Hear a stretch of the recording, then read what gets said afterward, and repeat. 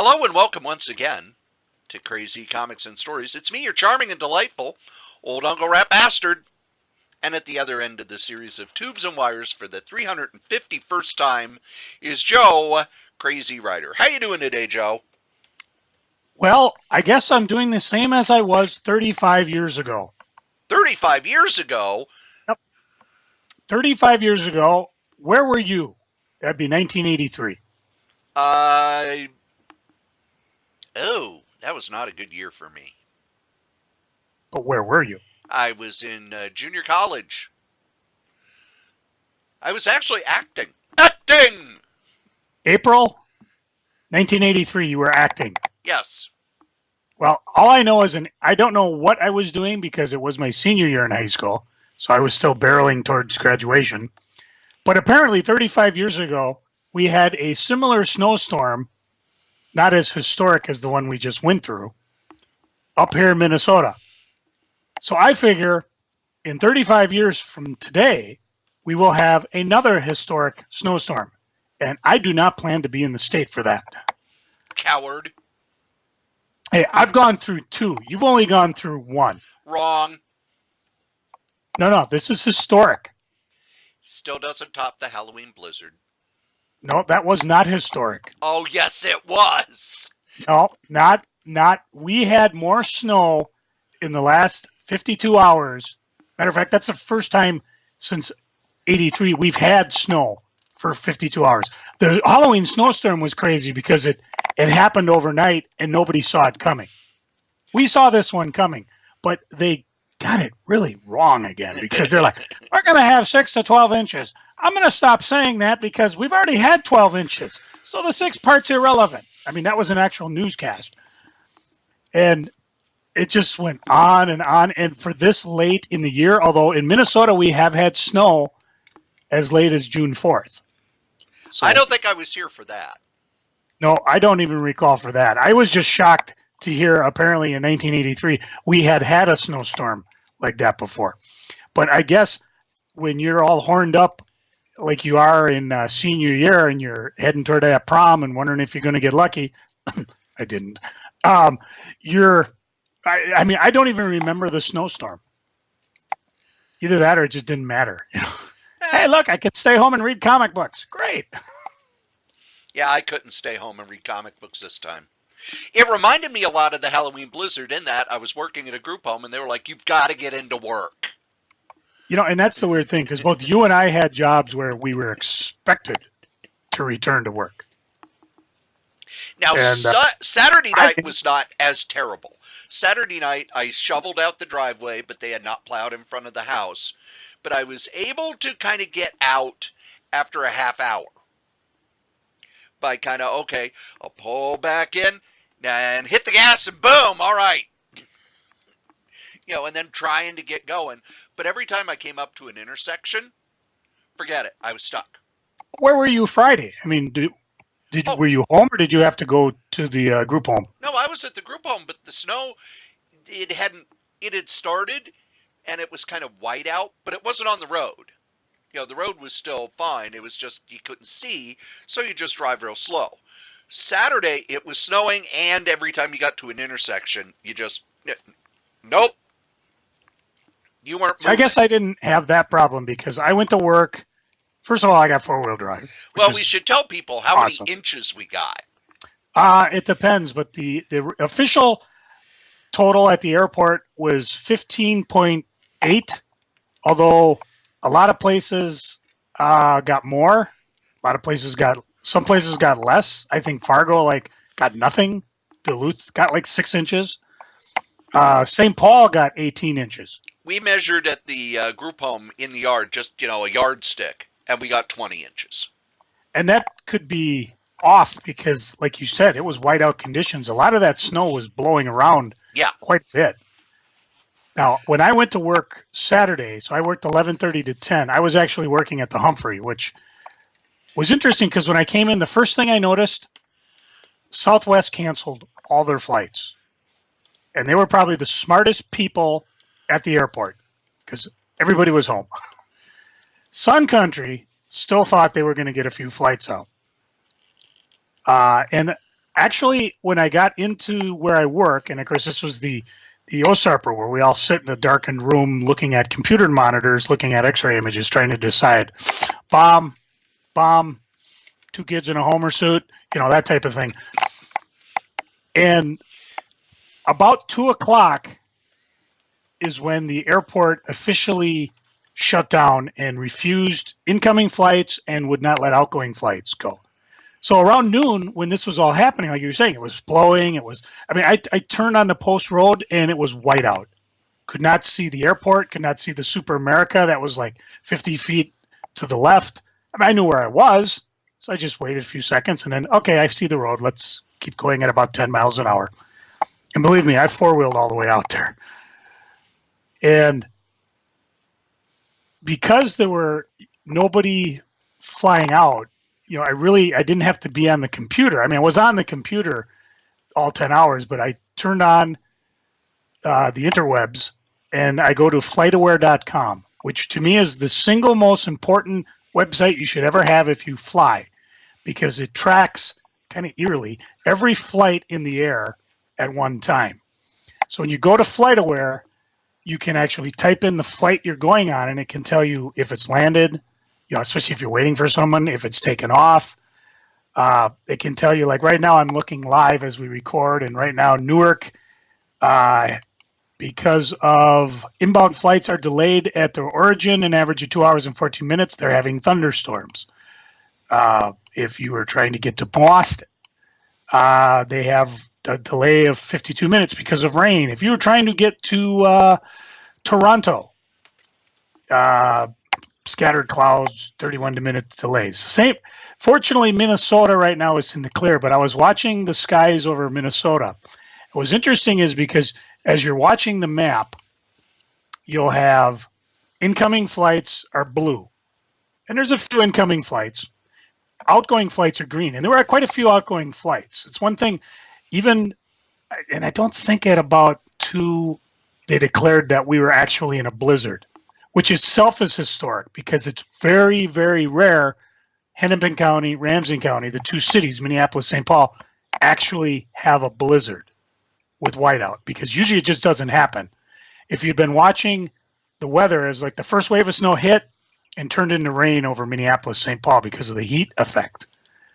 The second wave came and kind of dissipated, and everybody's like, heat dome, heat dome. But that third wave, it pretty much barreled us over. And it was weird too, because like you said, the early morning, I was watching a severe storm about 70 miles south. It was straight line winds going at about 60 miles an hour, and less than a half a mile behind it was a whiteout blizzard. And so you had a typical radar image of, green and angry red, and then behind it, pink, which indicates the blizzard. And it was like, wow, you get, not only do your house get blown over, but you're going to get blizzard on right away. And that was all heading our way. So about 2 o'clock, I noticed most of the green flights were gone, and all the blue flights were kind of circling. Actual circles. They were just, and then all of a sudden they all vamoosed like a flower pattern. They all just disappeared, and there was nothing on the screen except like maybe flyover flights that are like 30, 40,000 feet going over the Twin Cities. And then somebody came and go, hey, I think they shut the airport down. And I said, yeah, we've been watching it. But what I thought was interesting was that flights were still able to get out, but eventually they ran out of planes because all the planes that were supposed to come in, well, they don't have them anymore, because usually, plane lands, they turn around, they send it out. That's how the system works. Well, we don't have any. And of course, I'm watching the incoming international flights, and 2 got diverted to Detroit, 2 got diverted to, which was a mistake because then they got hit with the snowstorm. 2 got diverted to Chicago, 1 went to JFK, and there was 1 lone flight left, Iceland Air. And everybody was like, oh, it's going to make it, it's going to make it. Iceland Air, it's going to make it. As soon as it flew over Duluth, it took a run to Fargo. And about 10 minutes after going to Fargo, it said, fuck that, I'm turning around going to Chicago. Because who the hell wants to go to Fargo in a snowstorm? So after that, there was nothing. There were every so often a bag would show up. People were thinking, oh, yeah, we're going to get you out of here. No, you're not. They didn't have flights from 2 p.m. You know, they said, well, we're going to go at 7. No, you're not going at 7. We're going to go at 9. You're not going to go at 9. 10 o'clock, yeah, we're going to look maybe tomorrow morning and try again. Which, for Minneapolis, St. Paul Airport, even the snowstorm before the Super Bowl, they were closed for 2 hours. That's how fast they can clear the runway. This storm was so fast. They said they clear a runway. By the time a plane got to it, after being de-iced multiple times, it was packed. The snow was blowing. It was coming down too heavy. So, yeah, when I said historic, I mean historic because, you know, the airport shut down for over 10 hours, and I don't even know when they started flights the next day because I didn't have to get home. I didn't have to get there till 11:30 the next day. Although I did get home. Thank God, four-wheel drive. Although, you were saying you got stuck a couple times? Yeah, Saturday morning, well, Saturday at noon, I came home, and it was okay. They're taking care of the roads. Things will be fine. And they asked, would you be able to come in early? And I was, no, I have so much to do. This is my weekend. This is supposed to be my weekend off. I get every other weekend off. This is supposed to be my weekend off, and I was already going to be there for like 30-some hours. And they'd already talked me into doing a 14-hour shift. Can you come in early tonight? No, I'll be in at 10, and I'll leave at 10. And I look out, and the snow's piling up. So about 8 o'clock, I go out. Now, start shoveling, warm up the car, get there early. I didn't get there till 10:20, Joe. I'm amazed you got up the hill. Or did you find you got another way out of the Strode compound? No, the hill was not the problem. It was the road right in front of my house. They didn't plow it. Mm-hmm. And my car is it's a little bitty car, so my problem was I would get going, and then all the snow that I have, very low, the car runs very low, so it's, all the snow is starting to pile up underneath, and then it's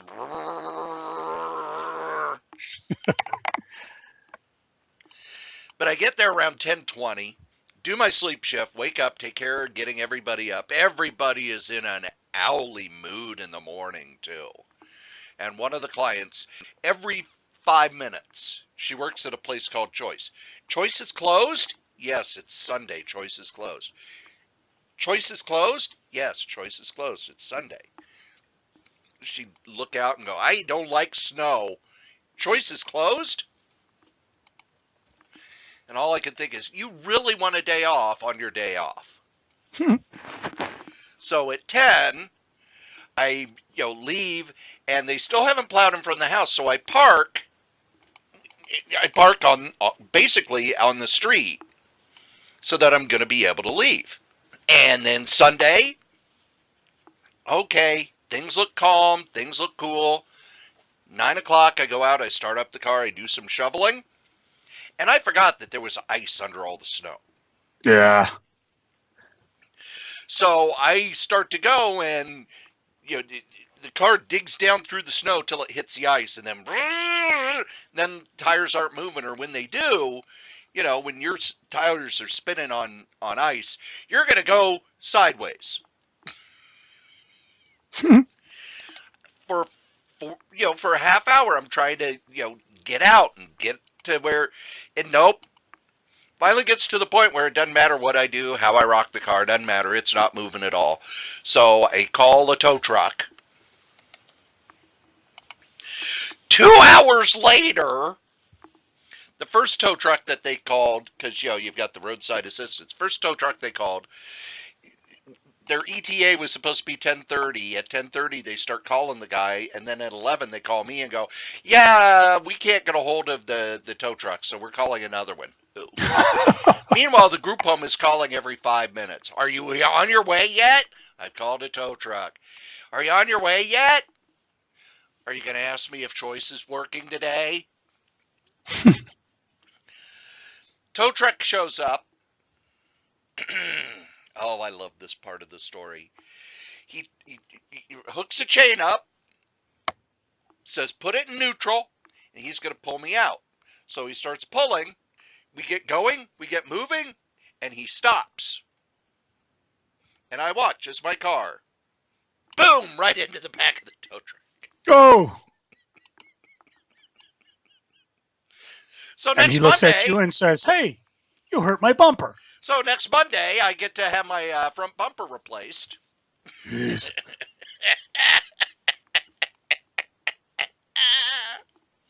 So I guess I fared a little better than you because I made it all the way home that night. And Chris told me that, because Holly's got a new car, that she put it off the snow emergency route. Because St. Paul decided to declare a snow emergency. Well, the last snowstorm we had, they didn't. And they were actually hedging their bets thinking, well, maybe we can get away with not doing it again. Well, they declared the emergency.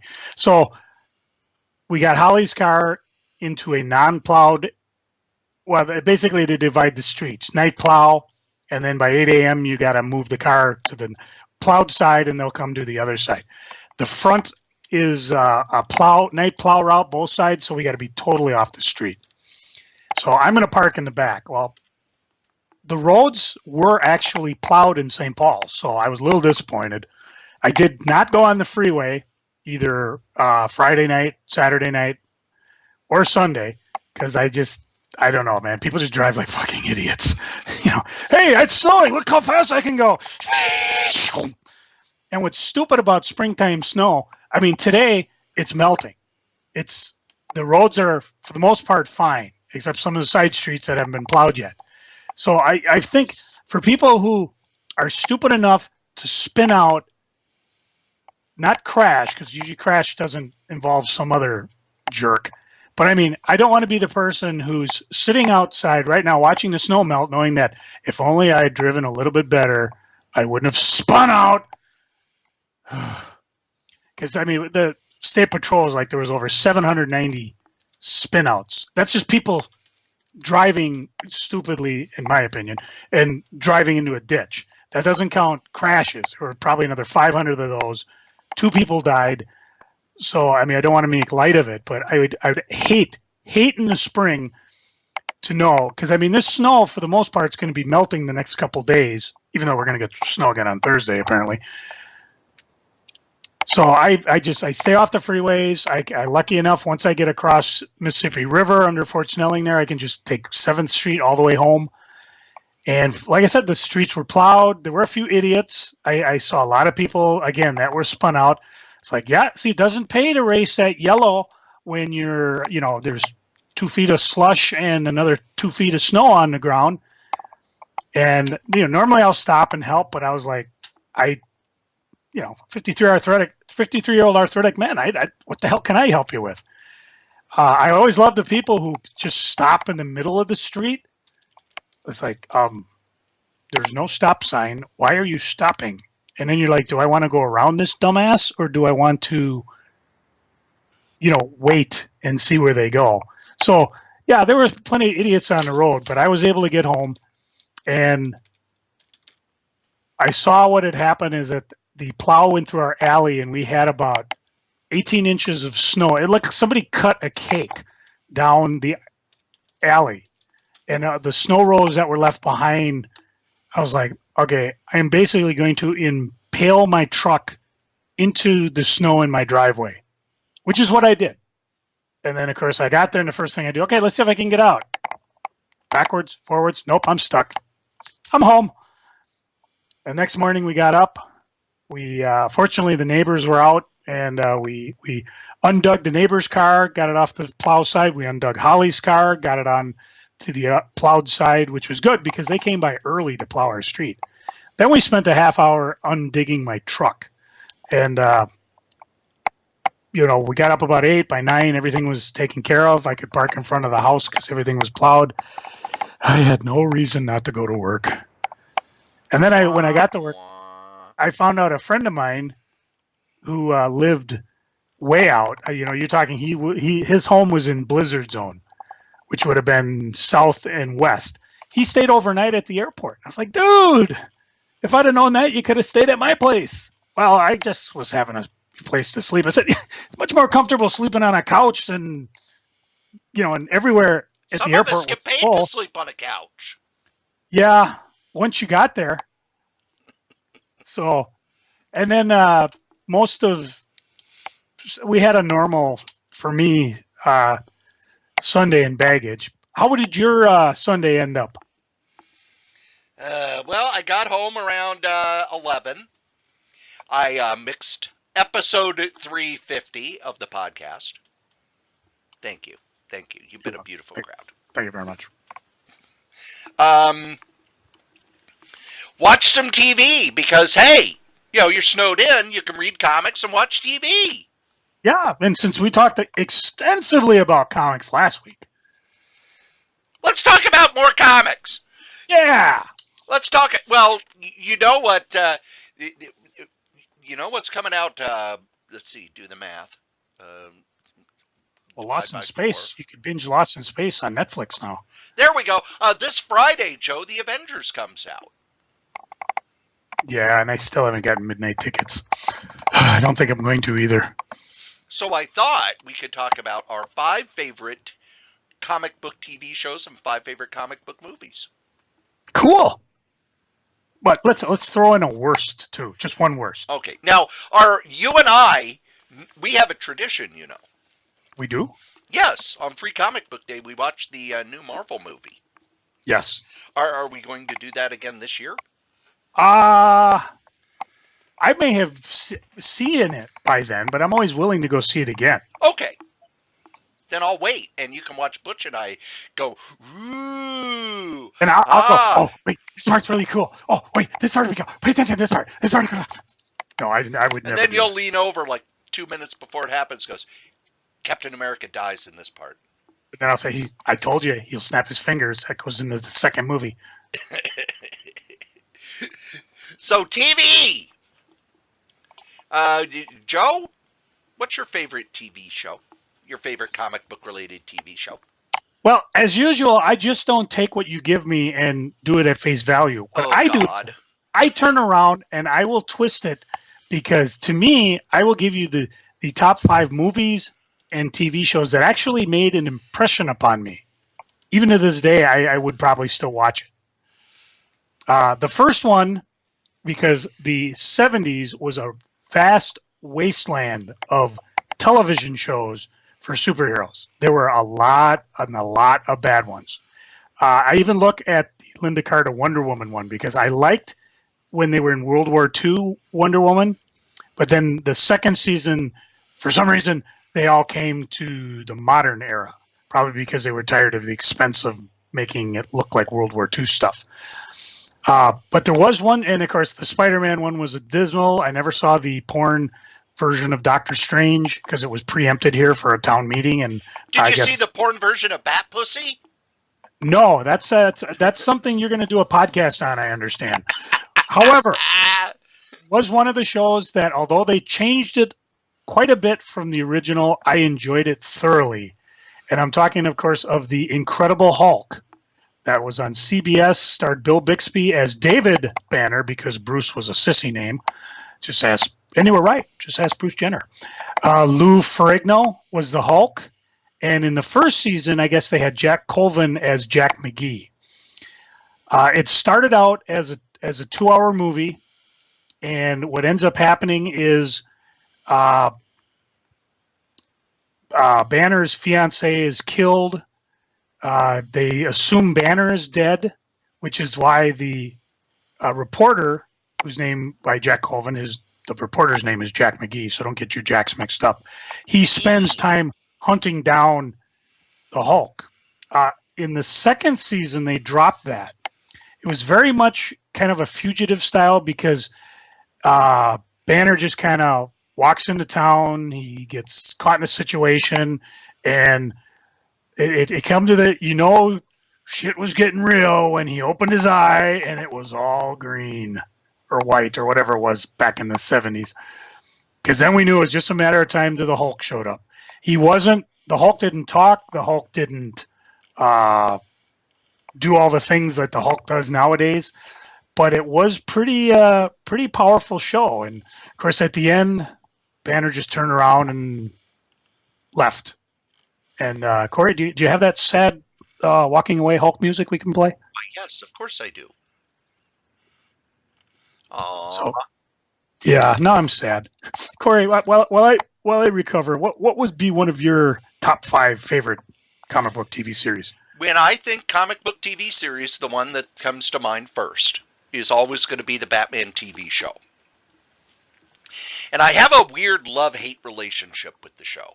When I was a little kid, I loved it. I thought it was the greatest TV show ever made. Then when I started reading comics and was in my this is graphic literature phase that had to be, we had to treat it more seriously.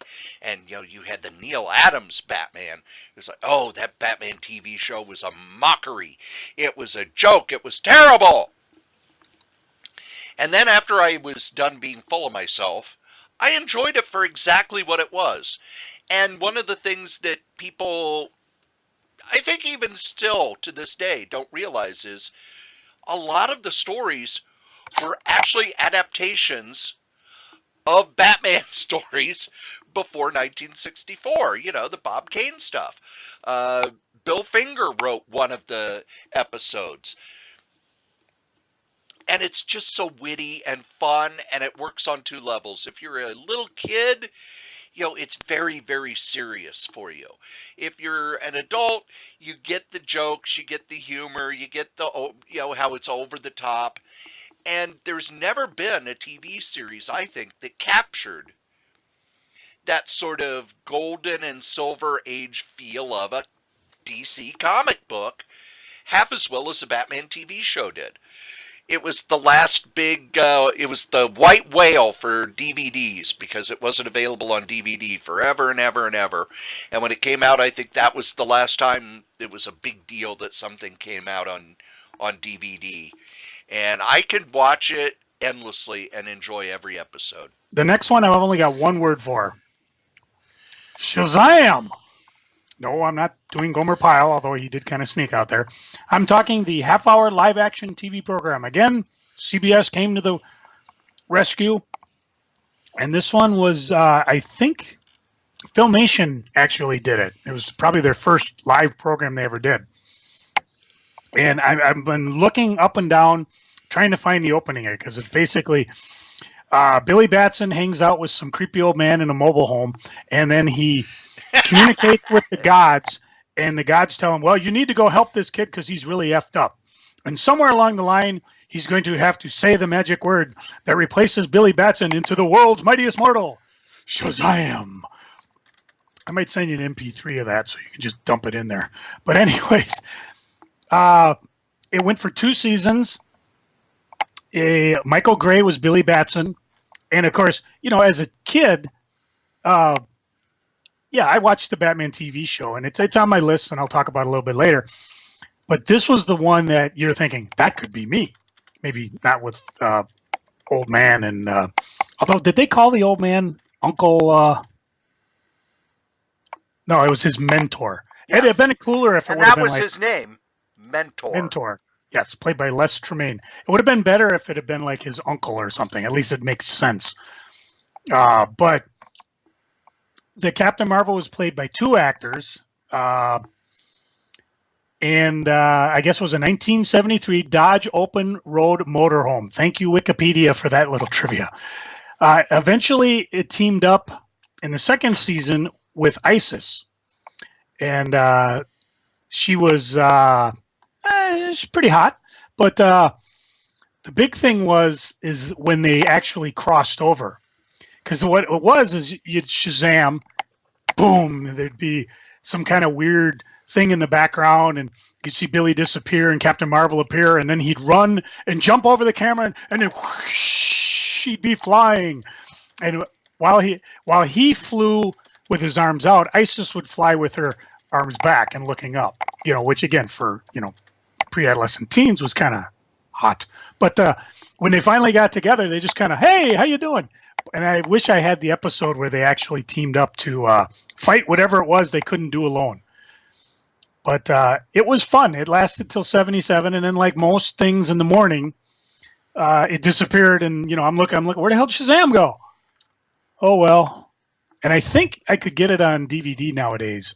It's probably on TV.com or Nickelodeon or somewhere. But that was another show that I actually absolutely loved. And I think DC Comic owned it by them because at the same time they were doing this Shazam comic series. Oh yeah, they owned the original Captain Marvel when Fawcett quit publishing it. Basically, Fawcett was like, well, we've had the courts go against us. The sales aren't very good anymore. They just went to DC and said, let's settle this. You buy it from us. We're done. Yep. So, and I was looking up ISIS quickly. Joanne Cameron played Andrea Thomas, who could transform into an Egyptian goddess when presented with a crisis a mere mortal cannot resolve. We could probably use her on Bad Advice, but we got Wolfie. Anyways, that was the second show that I really, really, really enjoyed. Cory? For me, the second show that I really enjoyed on my list is one that you have fond dollar signs of in your eyes. Mm-hmm. That's right, the X-Men animated series of the early 90s. Yes. That was really the first time one of the animated series from either Marvel or DC took the plots from the comics. And I still to this day say that the reason the X-Men movies did so well wasn't the comics. It was that animated series. The people involved in it were comic book people.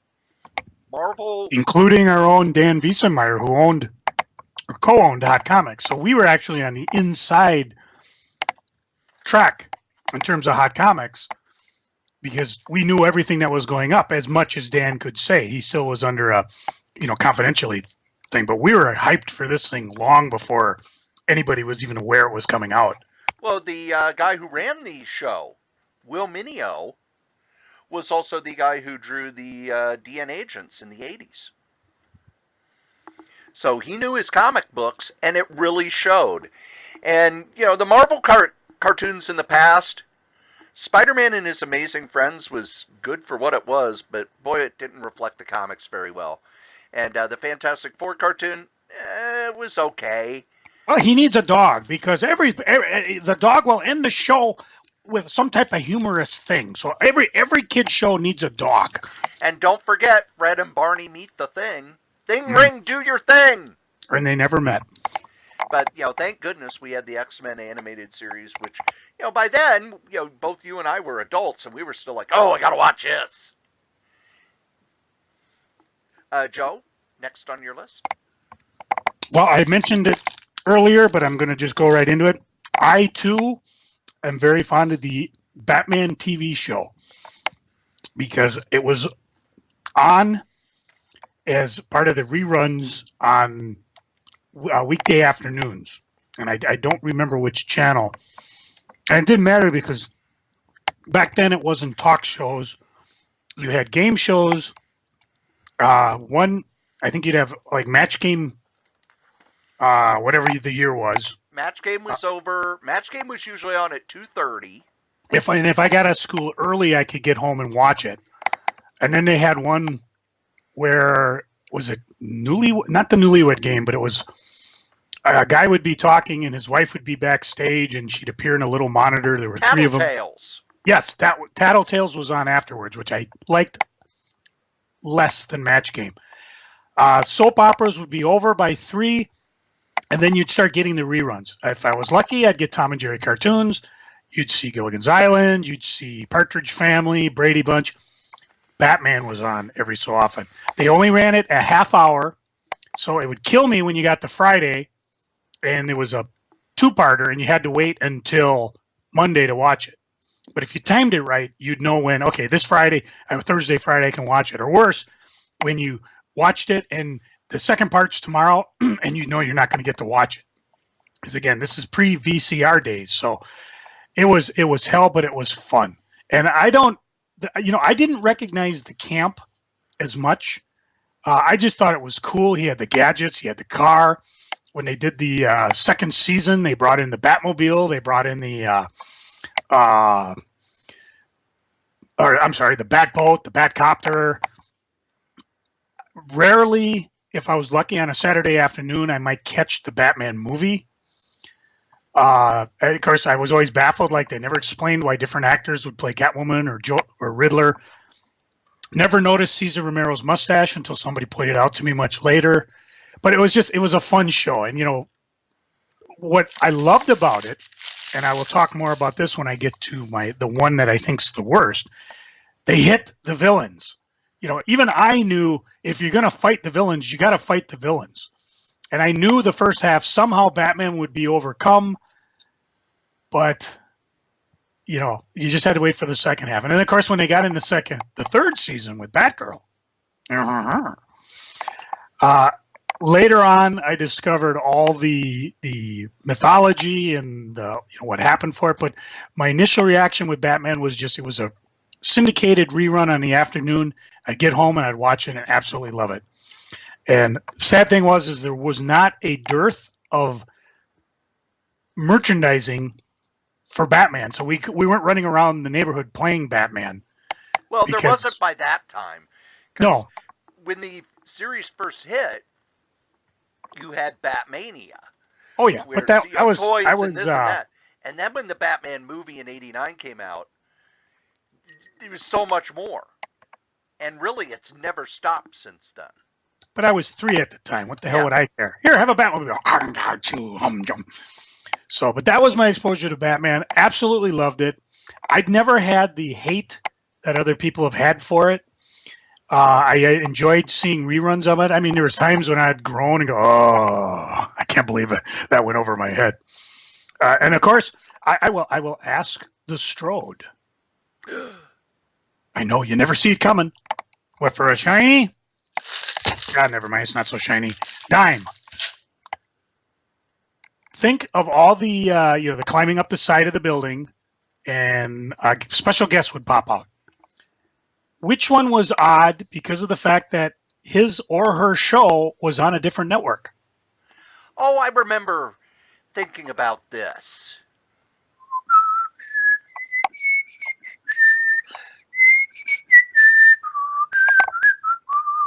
Bob Crane? No, it's Werner Klemper. Very good. He's probably going to take that bat rope and try to escape. I assure you, Colonel Klink, that Hogan will not ever try to do that. And I didn't know that as a kid. I mean, the last thing we ever got to watch, and this was before 4 o'clock, 4:30, 5 o'clock news would be Hogan's Heroes from 5 to 5:30, and then would go into the nightly news. So I knew who Hogan's Heroes was. So I got a kick out of that too. So, but yeah, Batman TV show I love. I've actually got my girls watching it because when that DVD came out, I picked up that deluxe box set. Probably the last deluxe box set I'll ever pick up. And actually got to show them finally a couple Cesar Romero Jokers. Cory? The next one I have is also Batman. Wait a minute. There's only one Batman show. Nope. Batman, the animated series. Ooh. Remember how I talked about how for a lot of us, the XMen was kind of the first time it was, hey, they got it right? Then Batman, the animated series came out, and we went, oh, yeah, they really got it right. Got it. It was such a great, I mean, they put the show on prime time. First, it was against 60 Minutes and Wonderful World of Disney, but that's how much faith they had in this. I remember shows that were so intense, they actually had warnings. Yeah, you might not want to let your kid watch this one. Because Dana was really big on this show. It was one of the best cartoons ever. Probably the best version of Batman ever. And still holds up. Beautifully animated. Very much like the Superman cartoons that Max Fleischer did with that very lush animation that you weren't used to on TV. TV animation, watch that X-Men animated show, and it's cheap animation. Batman looked like a feature film. It looked like old Warner Brothers, theater cartoons. Excellently written. Gave us Harley Quinn, who now, if you tell people, no, she wasn't created in the comics, she was created for the cartoon, they'd go, huh? And once again, this is another one where when the DVDs came out, I had to have them. Had to have them. I've watched them repeatedly. They've gone back, they've made movie after movie using that animation style. But you go back, those 4 seasons of Batman the Animated Series, the best superhero TV show ever. Joe? And see, I'm going to piggyback off that one because I have Batman animated on my list as well. And I include the Superman animated, the Justice League, and Justice League Unlimited because it's all one group. It basically, they spring off each other. They continue on into each other. And a lot of times you'll sit down and you'll say, okay, what are the best Harley Quinn episodes? Well, you got to include this one when the girls decide to go vex Superman, or there's a couple Batman ones where it was very poignant, but it occurred during Justice League. So the whole line goes out. I even remember there was a Batman Superman movie where they got together, and they actually, I think, put that when they decided to put the 2 shows together for syndication, Batman and Superman. And of course they have the 2 where they actually are in costume and they come face to face for the first time, taken from the movie, which as far as I know was never put in the animation block. A lot of this is available on Amazon for free. And then of course you can buy Superman Justice League by the episode if you want. And I'm hoping eventually over time the Superman and the Justice League will become available. Or I'll just do like you and just, screw it. I'm just going to buy the seasons because in some way I actually enjoy this whole block. I enjoy the Batman, Superman, Justice League animated universe more than the regular universe. It's not so convoluted. It seems much more straightforward. And it's actual movement in front of me. And I do get disappointed when they do decide to, we're going to abandon that and go somewhere else. Avengers, I'm looking at you, because they had that wonderful Avengers, what was it called? HD, XD on Disney. And then they decide, no, we're going to drop it and do something totally different with Avengers. I'm like, whatever. I've always got the old ones I can watch. So again, I'll second the nomination for just the original animated DC line. Cory? The next series I have, I think, only lasted either 8 or 10 episodes. Aww. Unless you want to count the animated series, which I kind of do. Well, I would. Is The Tick. Oh, brilliant. The Tick TV show was the funniest damn thing on TV at the time. I could watch that pilot over and over and over. And, I've watched the Tick on Amazon, and it's okay. Ben Edlund seems that he needs to make it a little more serious. No, The Tick should just be goofy weirdness with villains such as the man-eating cow and Chairface Chippendale. The Tick is comic book superheroes shown at their most absurd, and as a sitcom, Patrick Warburton was made to play the Tick. That was perfect casting. I love that. I think it was one of the guys was doing something. He kind of insults the Tick, and no offense intended, none comprehended. Or the episode where the toilet keeps and he's communicating with it through the whole episode. Just such great stuff. And it reminds me a lot of the Tick comic book. Those first 11 issues by Ben Edlund are some of the strangest, most funniest things ever, and no one who's come afterwards been able to do anything with it. Every year, Free Comic Book Day. Hey, here's a new Tick free comic book, and we're going to have a new Tick comic series. And it lasts 1 or 2 issues, and then it's gone. But the Ben Edlund stuff are you channeling Hee-Haw? We tried another, and it was gone. But, the Tick. The cartoon. And it's one of the things about the Tick cartoon, it it just kind of faded away. And I remember for like 1 or 2 years afterward, they would run promos. The Tick is coming back soon, and it never did. So I don't know what the hell happened there, but the live action TV series, you can probably buy the DVD of it at every I found used it DVD cheap. store Yeah. for $2. And it's the best money you're going to spend. You're going to laugh yourself sick. Joe? How many we at now? 1, 2, 3, 4. Oh, this will be my last one. I got to make it good. Let's see. Oh, the last one I did, of course, this was probably the first show as a kid, and I'm really wild and stuck in the 70s because, again, that was probably my golden age. And a lot of these shows I watched were before I actually started collecting comic books. So I was probably already wired in to buy comic books by the time I got that first issue from my cousin. I'm going with the $6 Million Man. And you're kind of, well, it's science fiction. Yeah, but to me, it was a superhero. I could not run around the neighborhood with the Batman stuff. And I certainly wasn't going to spin myself silly doing Wonder Woman. I did yell Shazam a lot, but all you needed to do with $6 Million Man was run in slow motion and go, no, no, no, no, no, no, no. It started, I remember one of there were 3 television pilot movies. I remember the first one, I think, that had Lee Majors in it. And when it became a TV show, it lasted from 74 to 78. And I just could not wait. To this day, there are episodes later in the run, like when they brought back the Venus probe. The second time, I've never watched because at that time I actually had a job, so I couldn't stay home Sunday night to watch it. I had to go to my job. But that first Venus probe was just scary as hell. I remember Bigfoot, before I even realized Andre the Giant did it. Absolutely loved it when he showed up. They had continuity in it.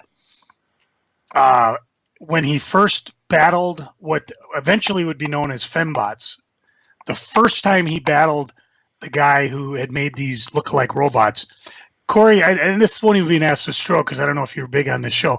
Do you remember Steve Austin was standing there, he uses his bionic eye, he sees the bad guy and 2 Oscar Goldmans standing there. He knows one of them's real, one of them's fake. And he charges at it 60 miles an hour, in the slow motion, and he jams into the fake one, and the fight ensues. Do you know how Steve Austin realized which one was fake?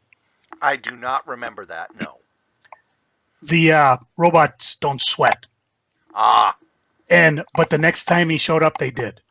And of course, they did go spin off into the Bionic Woman. I mean, I remember that episode of the Bionic Woman where she essentially dies. That was the season ender. And man, was that. I was a kid. I was crushed. But I didn't realize about, letter writing. I didn't realize about outcry because they decided, you know what, we screwed up, we're bringing her back. And so when they sneak peek the shows that are coming up, and I think they do that like they used to do with the Saturday and morning shows. These are the shows coming up this season, and they'd give you a little tease. And wait, Jamie's still alive? Oh, that's so cool. And then, of course, they pulled a fast screw on them and said, she doesn't remember anything about you guys. So for the rest of the series, anytime Lee Majors would be on the Bionic Woman or vice versa, they were just friends. And she had her own spin-off series, which went 87 to 94. I'm sorry, 76 to 78. What got really weird is that the Bionic Woman ended up being on a different network than $6 Million Man. And that happened during one of the crossovers, I believe, when they actually were fighting the fembots. And they did with the other dates in 87, they had a reunion movie, which the first thing that happened is Steve, by the way, Jamie remembers everything. So when Steve warms up to Jamie, the first thing she does is knock him through a bar window. And I'm like, oh, it goes on from there. But again, it's 70s, so it's a who's who of people there. I believe William Shatner guest starred in one of them. I'd have to look. I think even Leonard Nimoy might have been in there. But again, the episodes matter. There was continuity. There were crossovers. There were spin-off characters. I imagine myself as the Bionic Boy or the $6 Million Kid or whatever, running around the neighborhood. Of course, it was real tough at Halloween because I could only do it in slow motion. And then, of course, years later, I geek out when they do a Twins ad for the local sports team. And they're saying, yes. And in right field, when he jumps for flies, he makes that cool bionic noise. And I'm like, never did get into the bionic toys because they were expensive. I think the closest I got, G.I. Joe had Mike Powers, the Atomic Man, because the $6 Million Man toys did not have near the play value as the 12-inch G.I. Joes. I mean, those things were articulated to hell, and they had cool accessories, and I could raid my sister's Barbie stuff and steal all her stuff. And the one time we took over her townhome, and I'm digressing. Anyways, that's my last pick. Cory, what do you got? The last pick I have is a recent show, which is probably the best comic adaptation other than Batman the Animated Series, and that is The Walking Dead. The Walking Dead, when it was pitched, it was, well, we're only going to do 6 episodes because we don't think it's going to do that well, and horror TV series don't do well, and it kind of exploded. And I loved the Walking Dead comic before the show started. And I know that the series goes through a lot of ups and downs, but then again, the comic goes through a lot of ups and downs with fans. I understand the storytelling style, and I understand that, you can't have everything happen all at once. But the amount of fan love for that show, this is a show that basically has a podcast about the show that just aired right after it, that gets more viewers than The Tonight Show, than The Late Show, than any of the late night talk shows. Think about that, Joe. More people tune in to Talking Dead than The Tonight Show. I gotta say, The Walking Dead was a lot of fun. I did finally get away from it because we dropped cable, so I'll just have to wait till they have reruns. I think they're on Netflix or Hulu or something. Yeah, they end up on Netflix. So eventually I'll get caught up. Although I do kind of follow along. So, if anybody gives a spoiler, I don't really care. What I loved is because people knew I read the Walking Dead comic. And they're like, oh, what the hell's going to happen? I think the only time I lost my poker face was at the end of the second season when they all left Herschel's farm and they lifted up and behind it was the prison. Yeah. And I went, oh, what? I said, I don't want to say anything. And I'd always tell people, folks, Shane lasted 2 seasons. He was dead in the first issue of the comic, the first story arc. But I said, so, and plus there's no Daryl in the comic. So just because what I think's going to happen may not happen, I said, but if you hear someone called the governor, shit's getting real.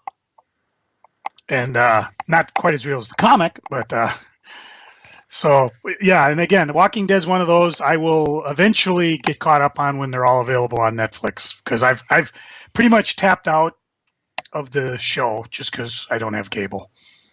Now, Joe, they can't all be good. Yeah. So as we wrap this up, because believe it or not, we've gone an hour. Ooh. I think we'll do movies next week. That sounds good. So they can't all be good. So, Joe, what was the one comic book related TV show that was just the worst thing you've ever wasted your time on? Oh, I'm going to lose. I may lose some serious geek cred on this one. Uh-oh. I absolutely hate Super Friends. I liked the first season with Wendy Marvin and the dog. But after that, with Jace and Jan and the space monkey, and no, I didn't like it after that.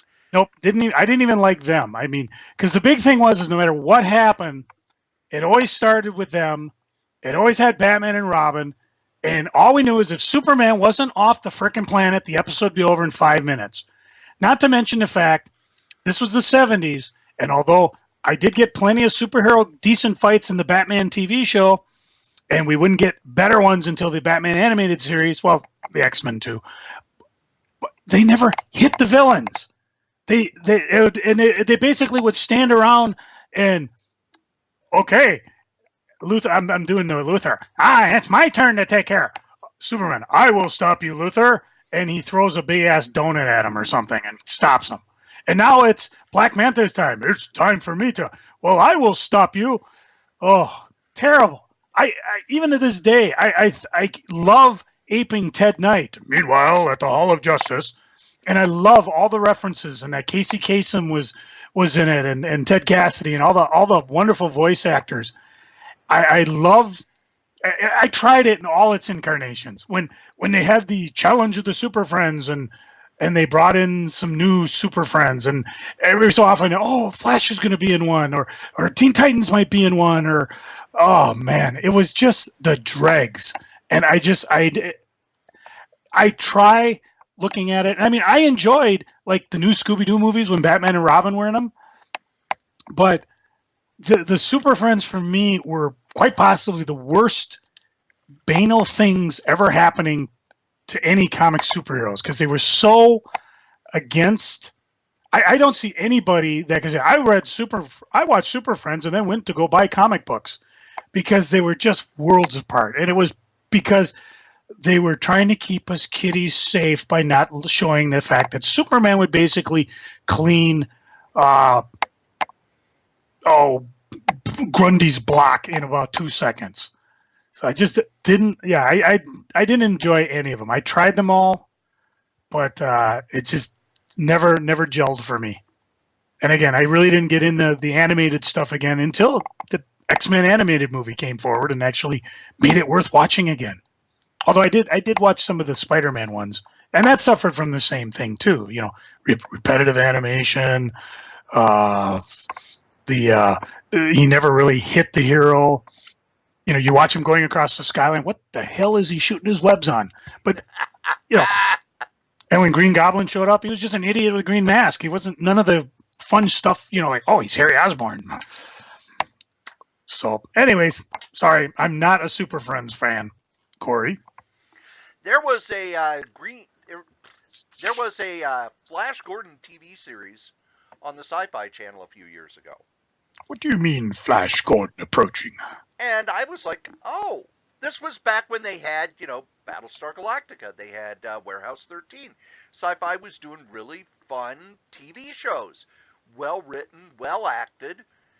And then this dog turd of a show showed up.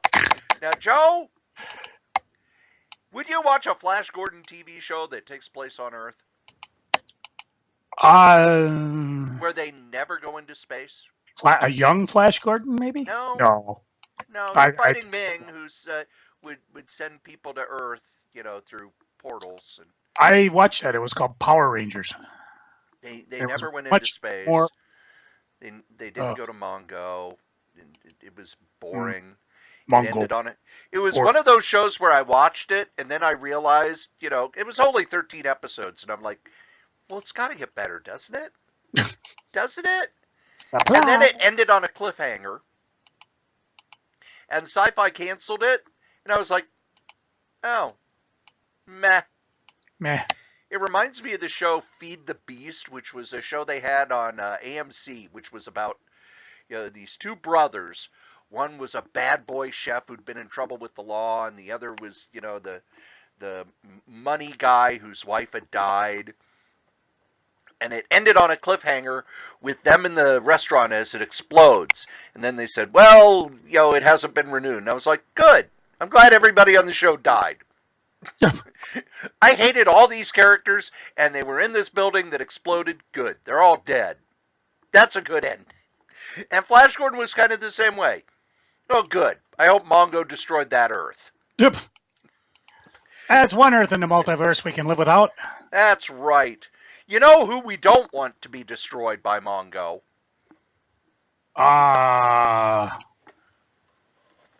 These guys, our sponsors. That's right, here at the Solitaire Rose Radio Network, we have ads, and our first sponsor is me. That's right, your charming and delightful old Uncle Rat Bastard. I have my first book out with Dangerous Dan Moore. It's the first 100 strips of our online web strip, Worldwide News, the story of the lowest rated cable news network. And you can get yourself a copy with commentary, with all sorts of extras, with signatures and everything. Just email Dan over at lordshadowflame@gmail.com. Our top sponsor, who's been with us since day one, is DreamHost. DreamHost.com. You need yourself a website, and DreamHost.com is the #1 web host in the whole known universe. Just head over to DreamHost.com, put in the code KRAYZ, KRAYZ, get $20 off your first year. How can you beat that? Our other sponsor is Graze, GRAZE.com. Healthy snacks for a healthy lifestyle. Just head over to Graze, put in the code CORYS3R5P. Your first and fifth box are free. You can get them weekly. You can get them bi-weekly. You can get them monthly. You just order a whole bunch of them. It's great stuff to keep you away from the vending machine at work. Now, if you would like to leave a comment for any of the podcasts that we do, we'd love those. Go ahead and email us at solitairerosenetwork@gmail.com, or you can call 952-856-0519. Operators are standing by. Okay, it's just a place that we'll record your calls, but we'll play them on the air. We'll answer your questions. We love getting feedback. Tell us what you think. Ask a question. Suggest a topic. Be a guest. Send us your stuff. SolitaireRoseNetwork@gmail.com. If you would like to advertise on any of the Solitaire Rose radio shows, you can. Just email us at SolitaireRoseNetwork@gmail.com. Subject advertising. Thanks. Oh, well, okay, I'll give you that. I want everybody to be destroyed by Mongo, but that's just me. Mongo Santa Maria.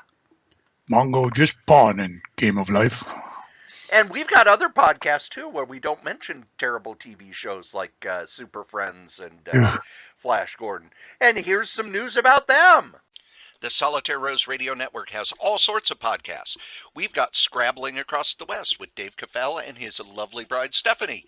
They travel across the country playing musical gigs, and at night they sit down to play Scrabble and talk about their day at scrabbling.solitairerose.com. There's Novelcast over at novels.solitairerose.com, where I take the novels that I've written and turn them into audio podcasts. Currently, we are doing a novel called Do the Job, which is a murder mystery set in the world of 1980s professional wrestling. Then, over at badadvice.solitairerose.com, me, Cory Strode, and Wolfie B. Bad, along with Dan Moore, give bad advice to people who send in questions. That's bad advice over at badadvice.solitairerose.com. The Solitaire Rose Radio Network is growing. Be there! You think NBC will get mad I used that? And now we get to Joe's favorite part of the show. No, not where he reads the thesaurus aloud. You mean I can't eat this hamburger my wife just brought me? No, you're going to talk about what's going on the eBays. The flaming eBays. You know, it's funny because I was talking about the Shazam comic, or the show. Actually, I'm putting my Shazam run online. Which one? Of them are, the one that started in '73 with CC Beck. I already have some of the Shazams online that from the Adventure Run when they kind of agglomerated a bunch of people into a dollar comic, and everything's going online except 2 issues. And Cory, can you guess which 2 issues those would be? The one that CC Beck autographed to you, and the first appearance of Black Adam. Very good, because I've already sold the Black Adam ones, and like everything, if you didn't pick it up, it's already too late, because near mint ones are over $400 right now, and they're probably even higher now because I haven't even bothered to look. And the number 1, that's a keeper. I will never get rid of that because it also ties heavily into a memory of a comic show. Did you know there was a comic show during the snowstorm? I heard, and the only reason I know about it's because the artist who was supposed to appear at it here in the Twin Cities said, yeah, because of the blizzard, I'm not going to make it. Yeah, and I guess Grell's flight got canceled, so he wasn't able to make it. I'm not shocked. If I didn't have to work, I probably would have made it. But so who was their guest? I don't even think I had. Oh, wait a minute. Let's see. They had Mike Grell originally. No, he didn't show. Yeah, he was unable to come. They had Amy Chu, who's a comic writer of Red Sonja, Kiss, Poison Ivy, and more. Dave Wheeler was going to be there, Brent Schoonover, and Eric Burnham. So, and I haven't talked to anybody that's been to the show, so I don't know how it went, but I'm assuming it went on because I didn't see it say it wasn't. Their heart will go on. I know the twin, Cory Koski, was not able to make it. So that was one of the reasons why Nick never had shows during the winter. I believe the MCBA had one fall show in November, and it snowed. I still remember we had one the last weekend in September at the Thunderbird, and it snowed. Yeah. And, the snow didn't stick or anything, but the guests were all freaking out. They were like, do you see what's going on outside? Yeah, it's snowing. Yeah, it's snowing. It's September. Yeah, it won't stick. It's snowing in September! And I would calm them down by saying, just look at the papooses on the wall and the stuffed wolves and the all the really racist Indian decor. That should calm you. And I've already mentioned we've had snow July 4th. So I have no idea if... Not July 4th, June. Well, either way, I have no idea if it'll be snowing on May 19th and 20th when the MSP Comic-Con 2018 will be happening out at the Minnesota State Fairground in the grandstand. Somebody mentioned, hey, it's a good thing it's indoors because we won't have to worry about the snow. And I hate to tell them the grandstand's not heated because they don't. That's right. They don't use it during the winter. It's used sometimes during the state fair, and then it's usually unbearably hot.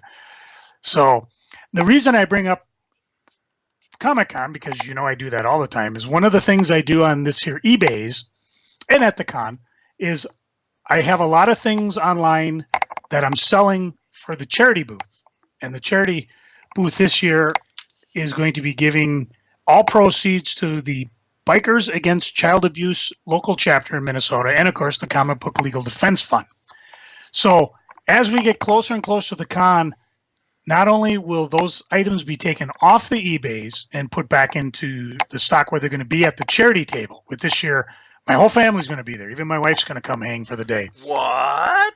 Well, it's kind of cool, too, because with 4 cars, we'll be able to maybe get everything we got there in one trip. But in the meantime, if you've got something you'd like to donate for the charity booth and use it as a tax write-off, go back to the sponsor stuff and get a hold of me or Cory through the interwebs, either through our Facebook page, if you want to contact me direct, crazycomics@gmail.com, or do it through the MCBA's Facebook page, which has all the updated stuff. Feel free to do so. Because what's also going to happen now on the eBays, because, of course, this is the eBay section of the podcast, I'll be taking items that I've got that I own personally, and I'll be donating them to the charity. So if you want to grab something, now's the time to do it. If you want to grab it, well, first of all, if you grab something from the charity booth, those proceeds will go, and I eat the eBay fees. But if it's something of mine, feel free to make an offer on it. Better in your basement than mine, because Lord knows I got enough in my basement. So head over to KRAYZ, take a look. Like I said, I'm adding stuff. I've got the first runs of Shazam up. I think I got through by the time this podcast dropped, it'll all be up, but I got all the 100 pagers in. So I went 2 through 17, and then I put up the one that had the crossover with ISIS, because I guess that issue, which is Shazam 25, is her first DC comic appearance. So, and that too is starting to take a rise. So definitely check it out. And now we get to my favorite part of the show. No, not where I play with, you take a Super Ball and bang it against the door for an hour and a half. It's Freaking and Geeking. Joe, what are you freaking on? I had another reaction at work. Bad reaction? Yep. Same thing as last time. Face turned beet red. My hands got itchy. You can feel Hy-Vee all over. This time I took pictures of it with my cell phone, so I have something to do. I did call. Unfortunately, the same boss was was here last week, was there last Friday. And this time, though, because I've actually talked to my doctor, I realized it wasn't a reaction. It would fade within an hour or two. So I took some Benadryl. I just called him. I said, hey, I'm having a reaction. I'm not going to leave. I thought about trying to get to see my doctor, but he was not available because I said, hey, I'm having a reaction. Come look at me. I was not going to take an ambulance ride. And I basically, because my coworkers had noticed, you look like you're joining the Red Man group again. Yeah. I just told my boss, they're going to keep an eye on me. If something bad happens, they'll call 911 and then call you. Sure enough, within a couple hours, it faded. Tomorrow, I'll be going into an allergist to, I imagine they're going to take a history. What? Have you ever been allergic to gluten? I said, hell no. I love my gluten. Just give me more. But, it's a detective game, so we'll have to try to figure out what's happening with it. So that'll be most of my Tuesday. So more to come. I don't often badmouth comics and freaking because with my limited budget, I really don't spend a lot of time just blistering through comics. In a couple of years, when I finally got everything level and I can lovingly go through previews and just buy things the way I used to, even if I don't know if I'll like it, I'll just buy it. But every so often I'll buy something and I'll be very disappointed in it. I have read all the graphic novels 1 through 5 of Proof. This is a book of Alexander Grecian and Riley Rosmo where they're talking about basically Bigfoot and what do they call them? Cryptoids? Yes. And he talks about, 1 through 5 was fun. A lot of fun. It's just Bigfoot, he works for a government agency that gathers these things together and keeps them off on a ranch. Well, in book 6, which I finally picked up, I picked it up, I believe, from Comic College. I just swung by and he had it and I picked it up. I don't know what happened. It kind of went off the rail. I have a feeling they were trying to jumpstart the series again because they started the numbering over with 1. And basically, the story feels rushed. The art's great. And yeah, the story was fun, but everything was rushed. All the storylines that were happening were just kind of crammed in there. They took, and again, if you're planning to read Proof, this is a spoiler coming up. So spoiler alert. Yeah, they took his brother, and he decided that the best way to get Proof to stop hanging around with mortals is to start killing everybody that he loves or that he's with. A plot line that came out of nowhere. But again, they may have just decided to hotshot this to try to get things going.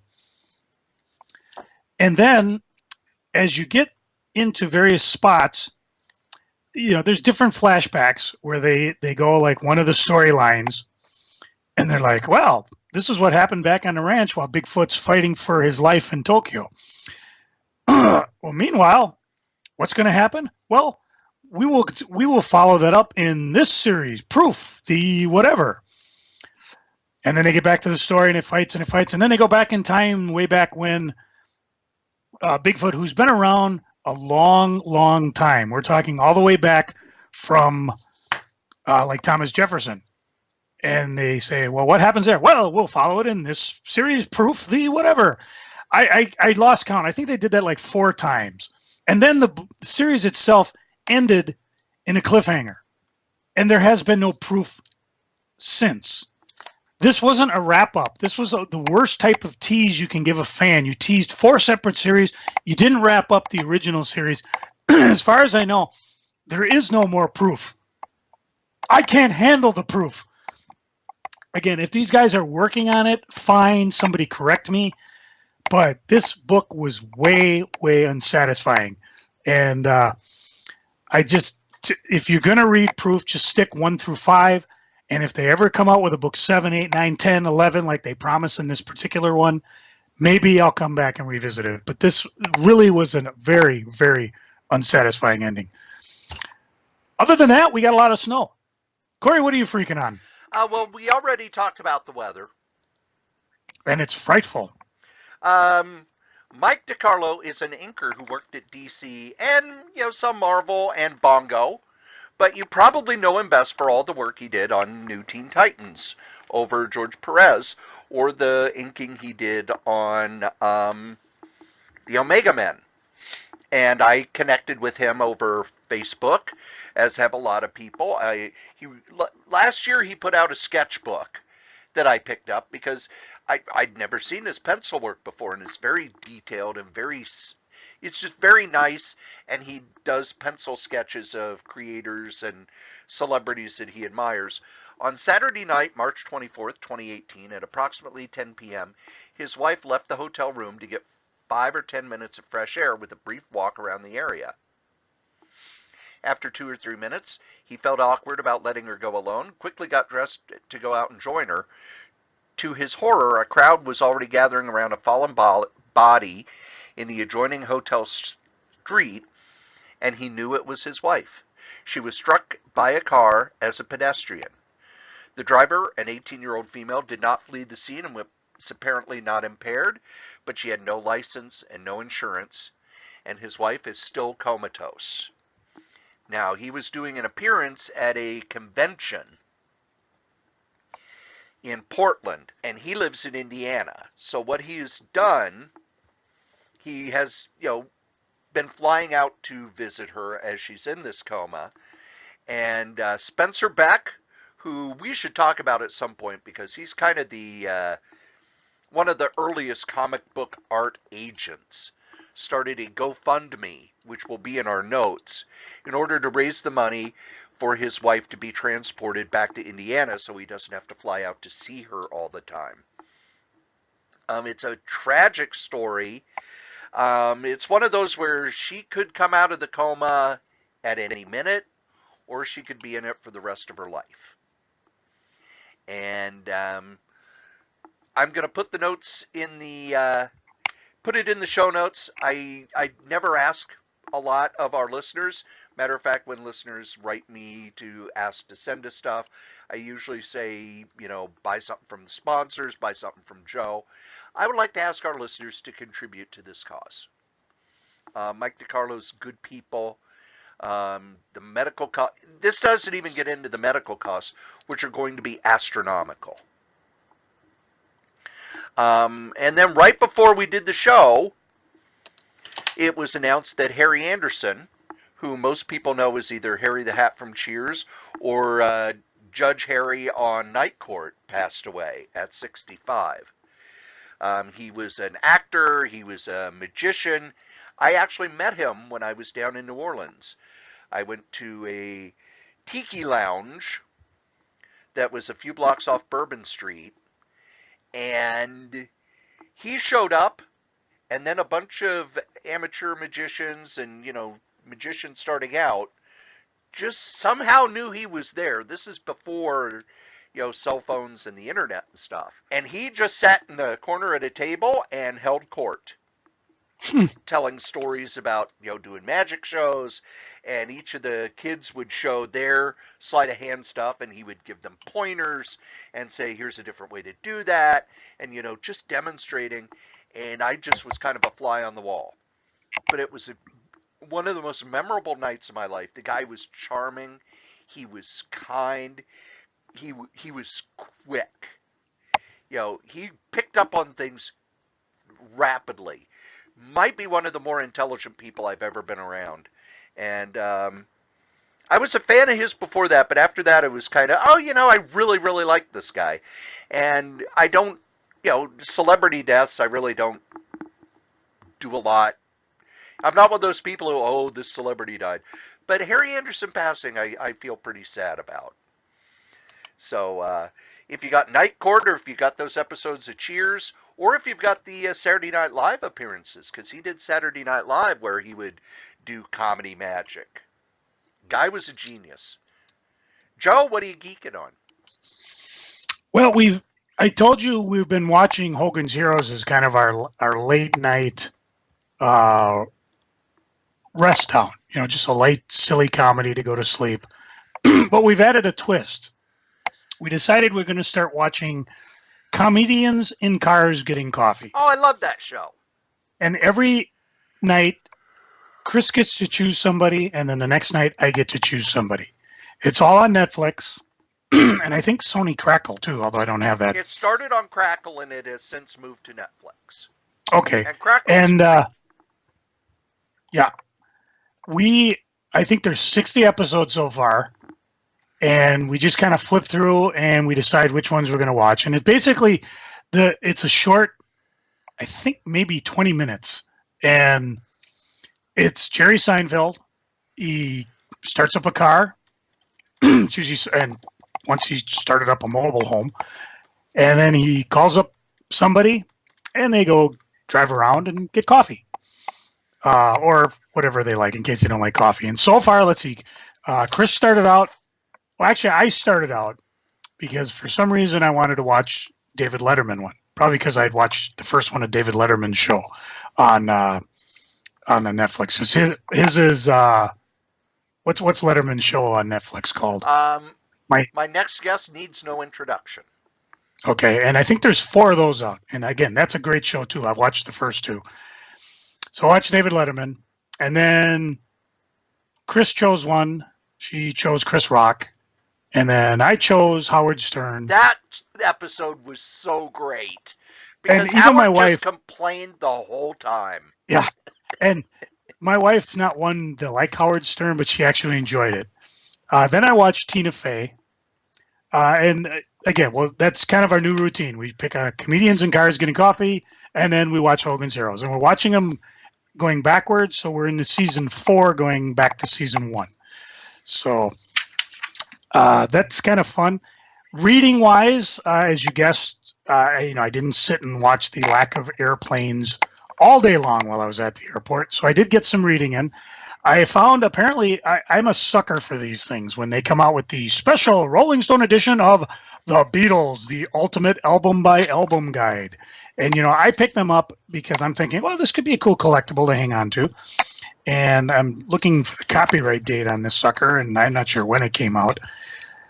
And I finally just sat down and read it. And this is basically the albums as they released in Britain, not necessarily in the United States, because when you finally get to it, there's a bunch of non-album tracks. And I know I've seen these on albums, but they were included on American versions. But they have a write-up about the making of the albums, where the Beatles were at the time, or where they weren't, in the case of Yellow Submarine. Then individual songs, kind of talking about the origin of it, although I've read books with better origins. Just a fun little book. And, of course, everybody's read it, so it's beat to hell and doesn't have much of a collectible in it. But, I love me my Beatles. Speaking of magicians, if you're not reading Doctor Strange and the corresponding miniseries Damnation, you're missing out. Very, very fun run. Damnation is I think, 4-issue miniseries that's going concurrent. What happens in the issue is happening concurrently with the similar issue of Doctor Strange coming out. And while I had caught up on Doctor Strange, I didn't read Damnation, so I sat back and I read the Damnation. And it's actually, it's a lot of fun, because while Doctor Strange is busy dealing with something, now you're going to find out where his, what the heck did they call him? Wong's wonderful musician, maniacs, and I don't know. But the 2 series tie together, and I would imagine when the book comes out, it'll all be one big book. But if you haven't, pick up the Doctor Strange. This is a good final run before Mark Waid, I think, picks it up. And the next 2 series, next 3 series, I absolutely love. The first one is Robert Kirkman and Lorenzo Di Felici's Oblivion Song, a new monthly series that, you're on ground floor here, just like you would have been on ground floor if you would have been smart enough to pick up Walking Dead #1, which is, I think, topping $3,000 on the eBays if you have a first print. Just saying. Something's happened. There's a place called the, I'm not sure what they call it. It's like a no man's land. And the main character pops into this no man's land and is saving human beings from just these hideous monsters. We really don't know what happened. We really don't know why it happened. We kind of get a glimpse as to why the protagonist is bopping into the zone. So And I think we're out to issue 2 now. Well, I got issue 1 in box day and I read it. And this is going to be an ongoing series I'm going to absolutely love. And if you're not a series guy, wait for the inevitable graphic novels. This one's going to be a lot of fun. Speaking of another, I'm happy with this next series because I collected it. I never read it. I finally sat down and read it. And unfortunately, there's nothing else. Super Zero from the good folks at Aftershock. This is Amanda Connor and Jimmy, how do you say his name? Palmiotti. And essentially, it's just a teenage girl wants superheroes. And she goes through all the tripe and all the things you would think. She tries to talk a homeless man into killing her parents. Well, not really killing, wants a mug so she can come in and save them. And it doesn't quite go as planned. She decides, you know what, maybe I'll get bitten by a radioactive spider. No, her friend could only find ants, and she's allergic to ants. So when they bite her, the art's tremendous. The story's fantastic. And by the time I got to the end of it, I was like, oh my God, I cannot believe this sat in my pile for so long and I never read it. It's the end of chapter 1. The mini freak is, where the hell is chapter 2? Problem with books like this is they're creator owned, I'm imagining, from Aftershock. I have no idea if this made enough money for Amanda and Jimmy to make a second arc. It certainly opened up for it. And when it hits, I'm going to be all over it like Oprah on a baked ham. I can use that now, Yeah. And the other thing that's interesting is the first couple ones, because this was like the first run of Aftershock comics. They have previews for the other one, such as the first issue has Garth Ennis's Dreaming Eagle with art by Simon Colaby in it. And but the Super Zero itself was absolutely charming, absolutely fantastic. Another book I've heard a lot about, mostly from my teenage daughters, Monstrous. I already talked about how I picked up issue 1, or I should say volume 1, at the store that my daughter frequents, and it's only $9.99. This book is fantastic. The art is incredible. There's several times I had to break out of the narrative of the story and go back and just relook at the artwork and the sequence that had happened. I'm a little confused as to what's going on, but I think that's part of the design. As you continue through the book, you get wonderful lectures from the esteemed Professor Tam Tam, who happens to be a cat, but don't let that throw you out. And they kind of explain some of the history of what's going on. I was just starting volume 1, and I went to the source and picked up volume 2. That's how much I knew I was going to get to the end of 1 and want to. I had them both. I've read them within a week, much to my chagrin, because now I got to wait for volume 3, which hopefully will be shortly. This is from Image. I cannot say enough about it. Let's see if I can pronounce the names. Majorette Liu and Sandra Takeda. And it is absolutely fantastic. When Neil Gaiman says it's remarkable, it's remarkable. And I cannot gush enough without babbling incoherently about this and Super Zero and Oblivion Song. So I will end on my final geeking. I did kind of a runabout today. Since I'm going to spend all day at the doctor tomorrow, I got up. I went to a couple Targets. I hit a Toys R Us. Oddly enough, Toys R Us is getting in new stuff all the time. So there's still the stores I'm at in my area, they have their signs, everything up to 30%. Well, the stuff you really want is 10% off. But they got Incredible 2 toys. The movie's coming out with 2 months. And so they're still getting stuff in. Or they have it sitting in their warehouse and they're blowing it out. Or as many toy people as possible, our manufacturers are giving them toys saying, blow these things out before we get stuck with them. Because when Toys R Us finally disappears, that'll be a big hole that a lot of manufacturers may not recover from. So I was able to pick up incredible toys. I picked up a couple collectible things. Not really going crazy. I mean, I would, if I walked in and I saw they have that, $100 Voltron set for 40% off, that's stands a foot tall and comes apart and everything. Yeah, I'd buy one of those bad boys. I may even open it. I'd probably flip it on eBay. One of the Toys R Us stores, I guess the Minnetonka one, I guess, is in their final phases because they were one of the original ones they were going to close before the whole chain went.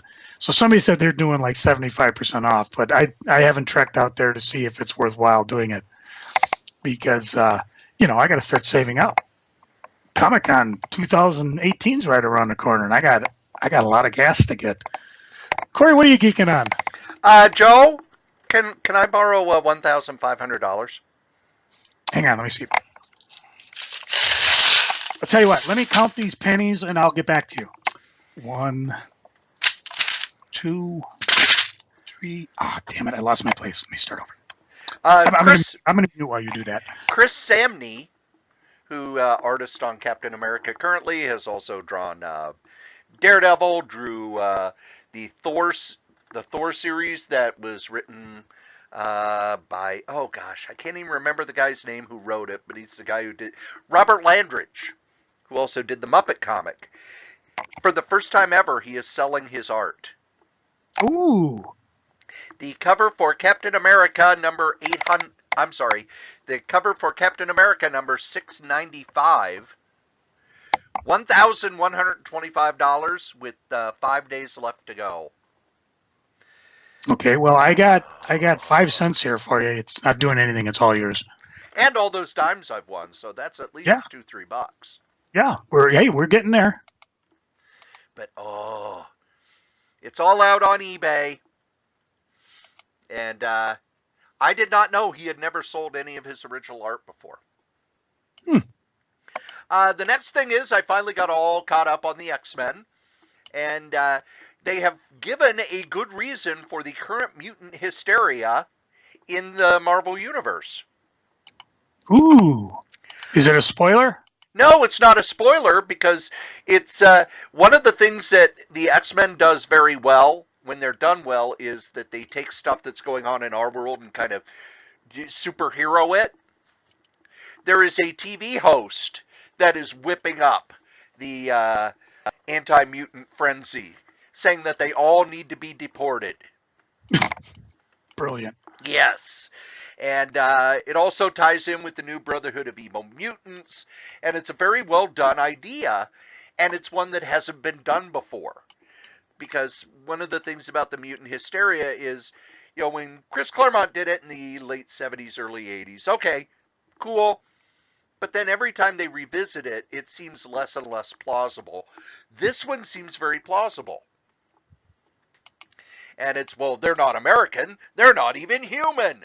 They got their own country. Ship them all to Genosha. I could see that. I like the current X-Men books, by the way. I have not read X-Men Red, but I'm all caught up on Blue and Gold, and I really like them. So, it's been a while since I've been able to say that. The next thing I am geeking on is I am starting to write my notes about Jack Kirby's Black Panther series so I could do a series and review episode of it. I love that book so much, even though it has nothing to do with the Black Panther, and it's just goofy as shit. Time-traveling frogs, people from 6 million years in the future, black musketeers. Oh my god, this is just, it's batshit crazy, and I love it. This is what I like Kirby for, because the story does not stand still for a second. And any character could be in the Black Panther's shoes. It's very much like Kirby had these ideas like, I got to do a Black Panther book. Fine, I'll put Black Panther in this story. There is as of today, there is a new Professor Elemental album that is out. The School of Whimsy. And I, of course, bought it immediately. And we'll be reviewing it in an upcoming episode. What? I'm going to be doing a special episode of Solitaire Rose Radio where I go through each of the songs. And then I'll be interviewing Professor Elemental about it. Cool. So I'm very excited to, I have downloaded it. I actually bought the deluxe set. So I get the download and then the CD and then the stickers and a notebook all sent from England. So I'm very excited about that.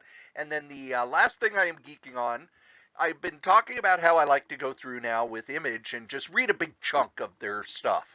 I'm a huge Greg Rucka fan. He has a series called Black Magic, which is an occult mystery, much like Codename Code File Arkham, except this is set in modern times. The lead character is a plainclothes detective who's also involved with magic, and she is dealing with murders that have an occult bent to them as a police procedural. And the art is amazing. When you first start looking at it, you're going to think, oh, it's a black and white comic. It's not. They save color for very special occasions and very special effects. And while I'm not a huge fan of the lettering makes it look a little amateurish. The art is beautiful. Just the black and white shading is, it reminds me a lot of the best of Marvel's black and white magazines in the 70s, where the artists would take their time and really use the black and white to showcase their art. And the story is very cool. The mystery hooked me, and there are 2 volumes of it out now. And if you like Greg Rucka's writing, because he's he did stuff at Marvel and stuff at DC, and I like his novels. He's a very, very good mystery writer. These are hella good books, Joe. The second trade is out next month. But I read the first trade and it's like, okay, I got to read the rest of this. So that's what I am geeking on. Also on Marvel Unlimited, they are filling in the gaps on Steve Gerber's Defenders run. So I think they finally got all of the Steve Gerber Defenders books out on Marvel Unlimited. So that's what I'm going to be reading tonight when we're all done with this here podcast. Believe it or not, kids. Believe it or not. I didn't know that was coming. I didn't either. But it's going to be a woman this time. Believe it or not, kids. We have been talking about funny books for an hour and a half. Cool. And as we say every week, the comic we like the least, we still like better than the comic that you like the most. Joe? There once was an amphibian known as Jeremiah. He was my confidant of the highest esteem. I was unable to grasp the nuances of his speech, but verily I did assist him in the consumption of alcoholic beverages. Cory, hit my music.